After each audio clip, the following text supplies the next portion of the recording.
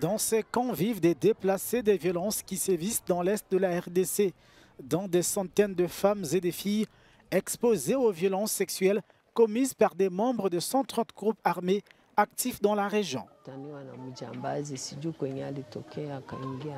Il est rentré dans la maison vers minuit, il m'a pris la bouche et quand j'ai essayé de crier, il m'a dit que si je le faisais, il me tuerait.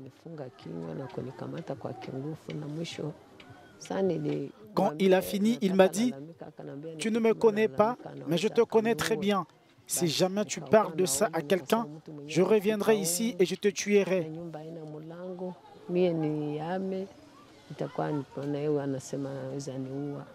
Les femmes vivent donc dans la crainte d'un viol et veillent notamment sur leurs filles.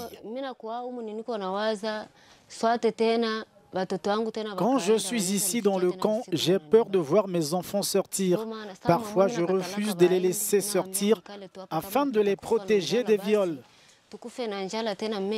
Je les ai cachés quand j'ai été violée parce que j'avais peur.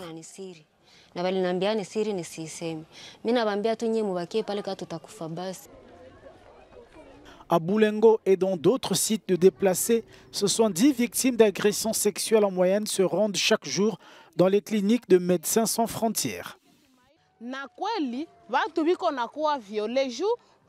Sont violées lorsqu'elles vont chercher du bois dans les champs. Parfois, ce sont des enfants de rue ou des soldats qui les violent. Nous sommes donc ici pour sensibiliser cette population, car une fois qu'une personne est victime de viol, elle peut se rendre facilement au centre de santé.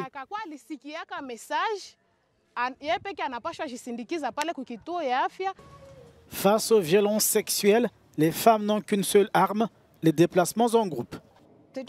Elles n'ont pas grand-chose pour se protéger, mais elles ont l'impression que si elles vont en groupe, elles pensent qu'elles sont protégées.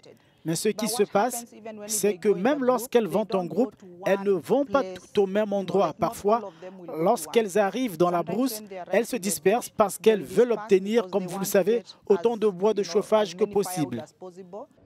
L'Organisation des Nations Unies estime que plus de 130 groupes armés sont actifs dans le nord-est de la RDC.